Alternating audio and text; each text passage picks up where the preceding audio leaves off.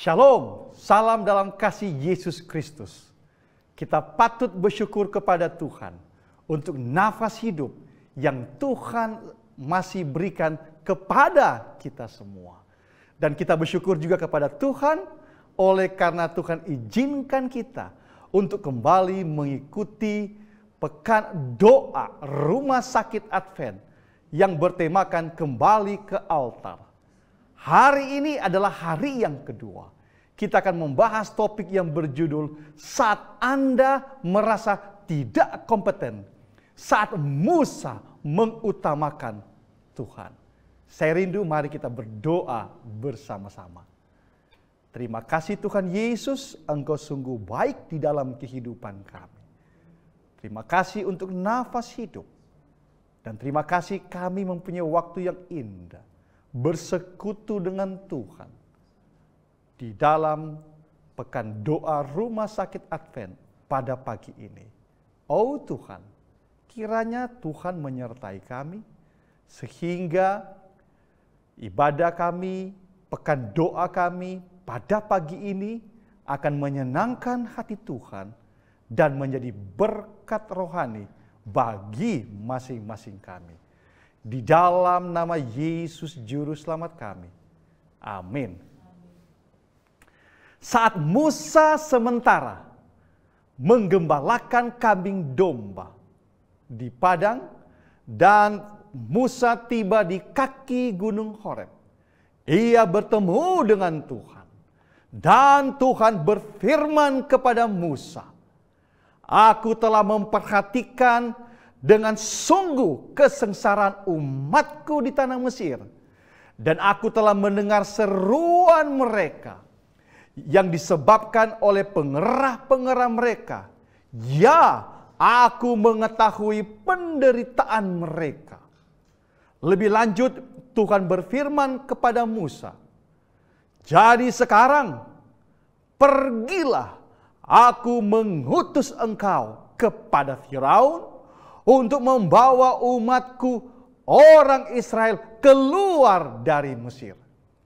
Pada waktu Musa mendengar akan kalimat Tuhan, manakala Musa mendengar akan perintah Tuhan, maka di dalam beberapa saat kemudian terjadilah dialog antara Musa dengan Tuhan.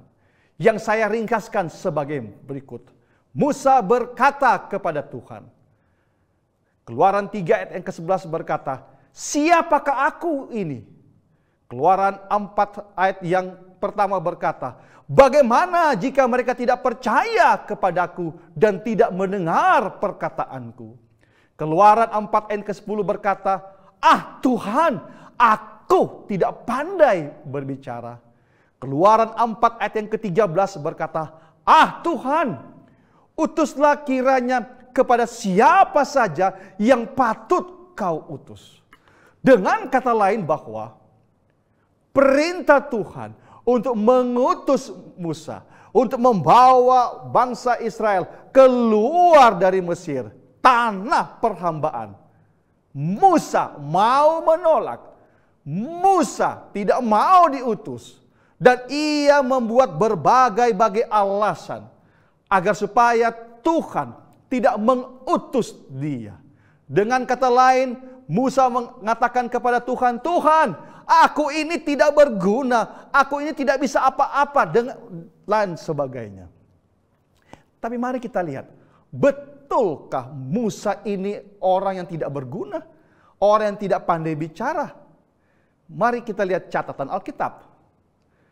Dalam Kisah 7 ayat yang ke-22, dalam Alkitab terjemahan baru berkata, "Dan Musa dididik dalam segala hikmat orang Mesir, dan ia berkuasa dalam perkataannya dan perbuatannya." Dalam Alkitab terjemahan sederhana Indonesia, Alkitab itu mencatat, Musa dididik dalam segala ilmu orang Mesir, sampai dia menjadi sangat cerdas dan berpengaruh baik dalam perkataan maupun perbuatan. Itu berarti bahwa Musa adalah orang yang sangat cakap sekali di dalam berbicara. Setiap kata-kata yang diungkapkan, yang diucapkan oleh Musa sangat berdampak sekali bagi orang-orang yang mendengar maupun yang ada di sekitar Musa. Jadi kalau Musa katakan, aku tidak bisa berbicara, siapakah aku ini? Sangat kontradiksi dengan latar belakang Musa. Seorang penulis Kristen bernama Ellen G. White dalam buku Para Nabi dan Bapa, volume 1, halaman 254, paragraf kedua. Ellen White berkata, 1. Di istana Firaun, Musa menerima latihan sipil dan militer tertinggi. Jadi nggak main-main. Jadi Musa ini memang dipersiapkan untuk menjadi panglima tertinggi.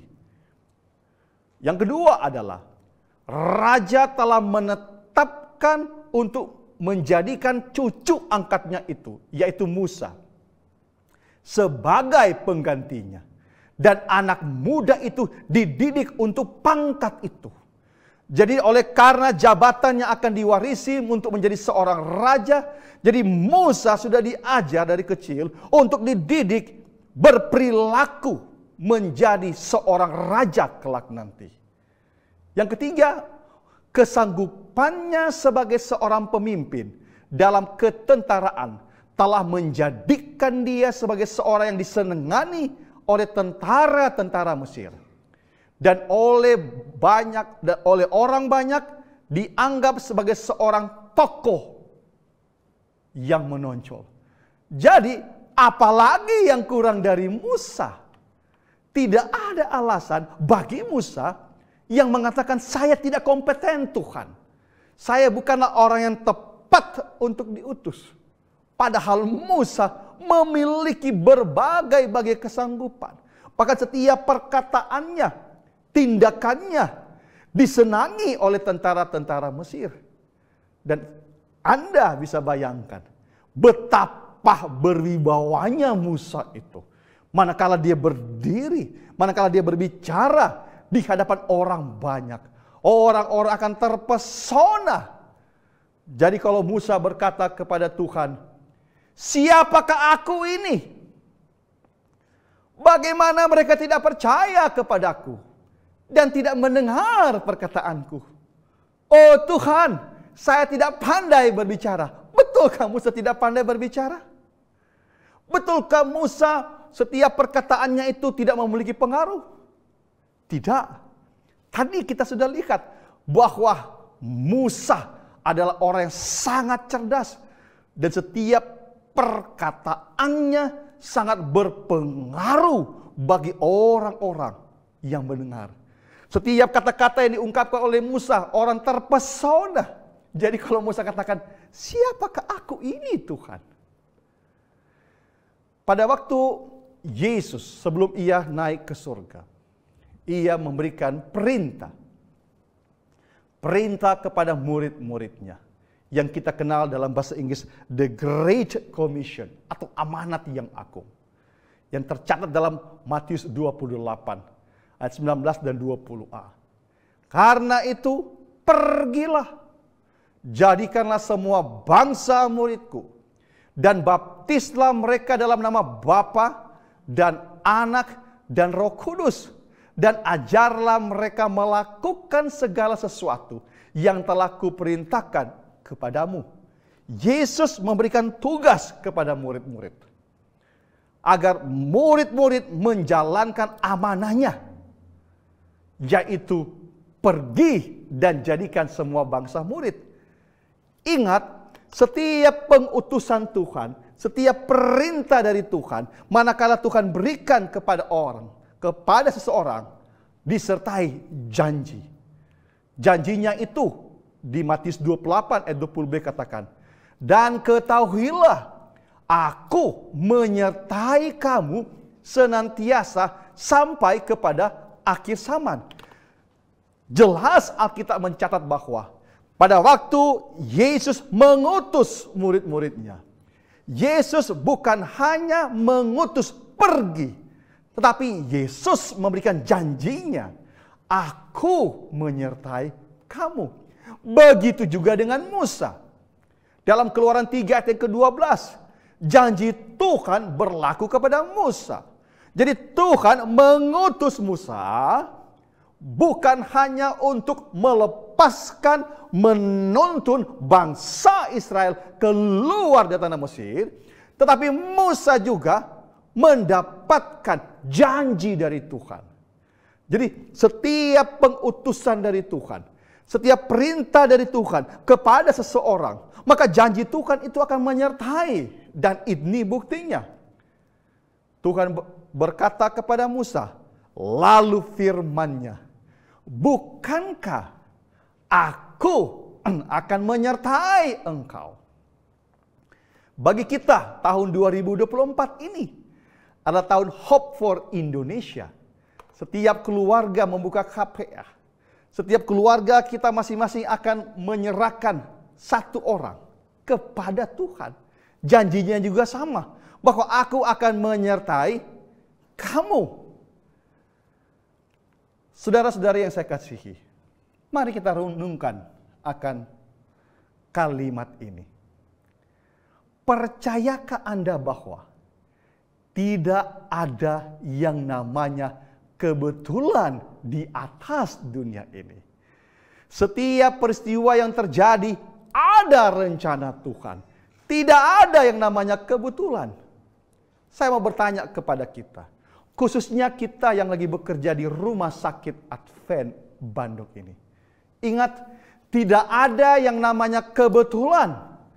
Anda sekalian bekerja, bertugas di Rumah Sakit Advent, itu ada rencana Tuhan.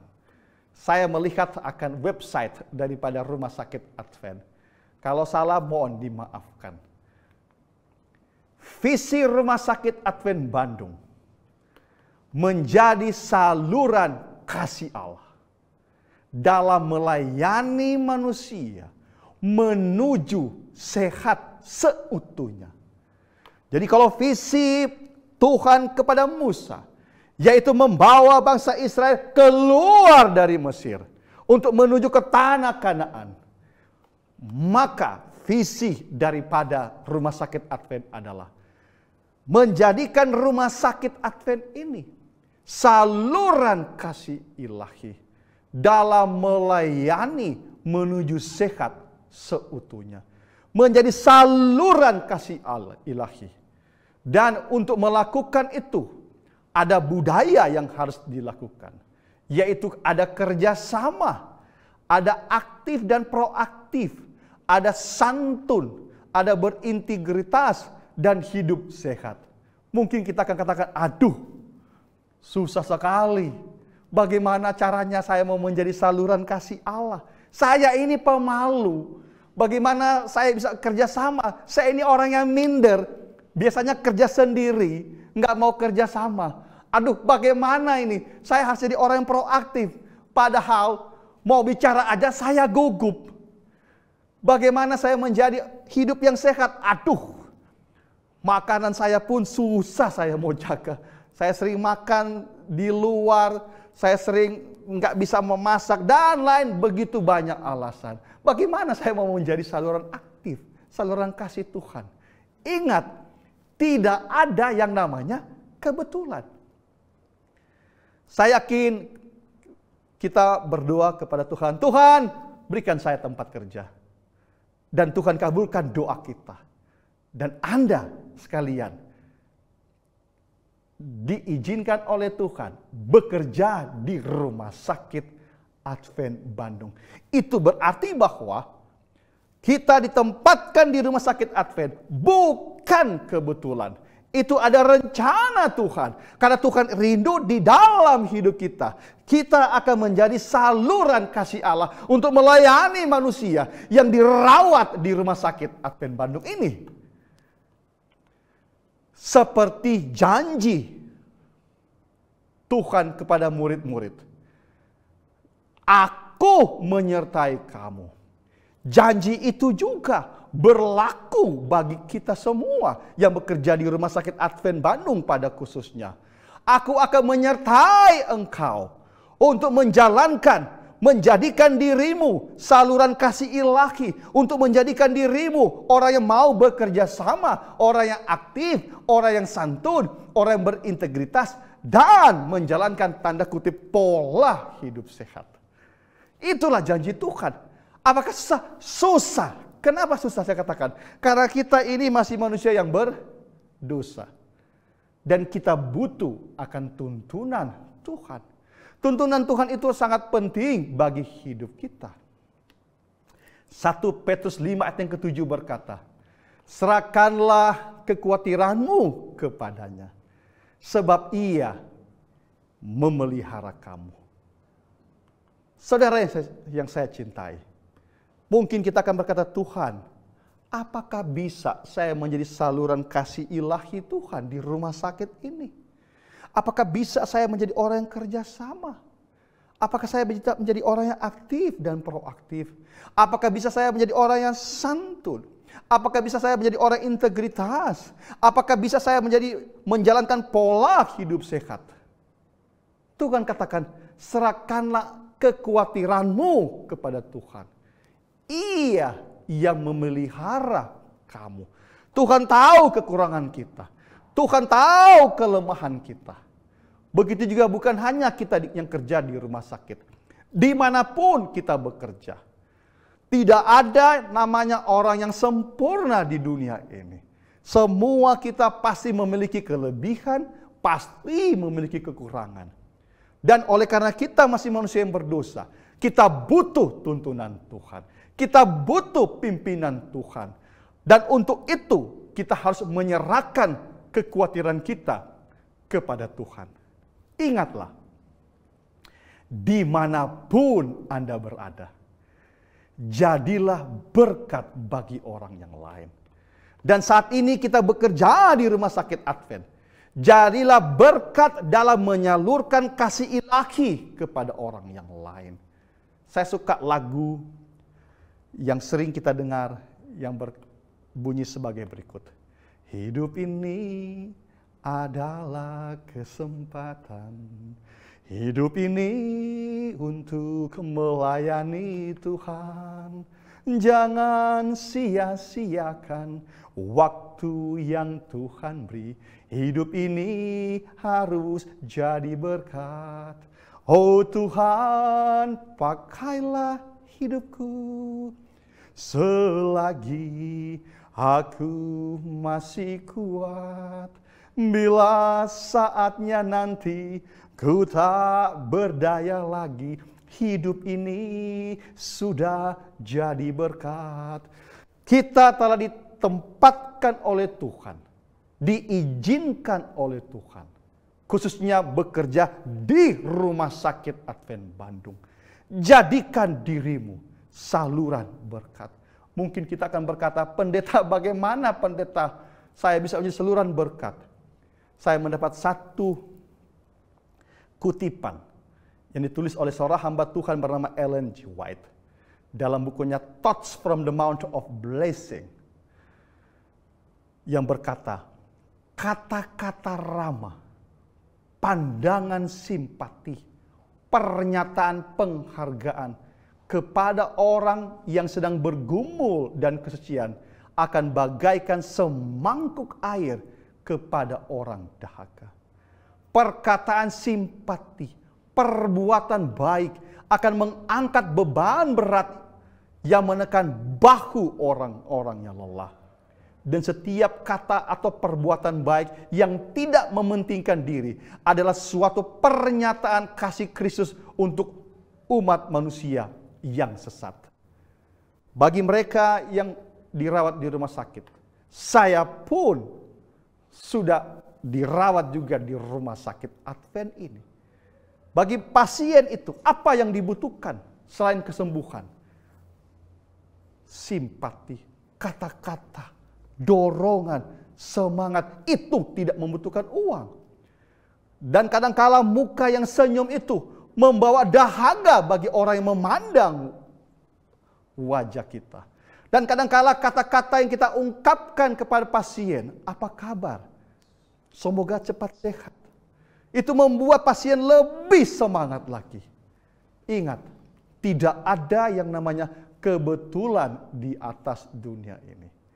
Jikalau Tuhan sudah izinkan kita bekerja di tempat ini, jangan katakan kepada Tuhan. Hindari perkataan, oh Tuhan, saya tidak bisa berbicara. Tuhan, jangan saya Tuhan. Tuhan, pakai orang yang lain. Jangan. Tidak ada namanya kebetulan. Ingat, jadikan hidupmu menjadi saluran berkat ilahi kepada orang lain. Biarlah setiap perkataan kita, setiap perbuatan kita akan mengangkat beban orang yang lain, akan meringankan penderitaan orang yang lain, sehingga hidup kita akan menjadi hidup yang menjadi berkat.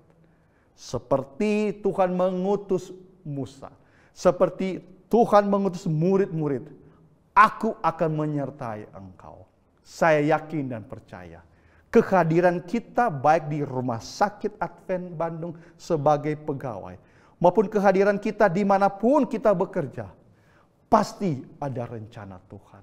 Dan rencana Tuhan yang paling indah adalah rencana Tuhan untuk menjadi berkat bagi orang yang lain. Mari kita berdoa bersama-sama.